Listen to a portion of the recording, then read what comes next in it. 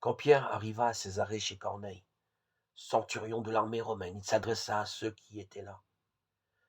Vous savez ce qui s'est passé à travers tous les pays des Juifs, depuis les débuts en Galilée et après le baptême proclamé par Jean.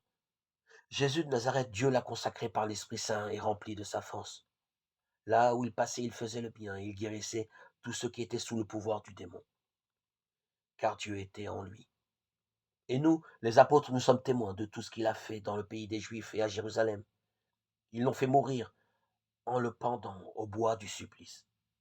Et voici que Dieu l'a ressuscité le troisième jour.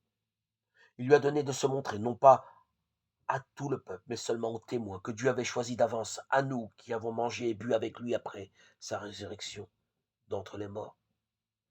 Il nous a chargés d'annoncer au peuple et de témoigner que Dieu l'a choisi comme juge des vivants et des morts. C'est à lui que tous les prophètes rendent ce témoignage. Tout homme qui croit en lui reçoit par lui le pardon de ses péchés. Pierre parlait encore quand l'Esprit Saint s'empara de tous ceux qui écoutaient la parole. Tous les croyants qui accompagnaient Pierre furent stupéfaits, eux qui étaient juifs, de voir que même les païens avaient reçu à profusion le don de l'Esprit Saint, car on les entendait dire des paroles mystérieuses. Livre des Actes des Apôtres, chapitre 10, versets 25 à 45.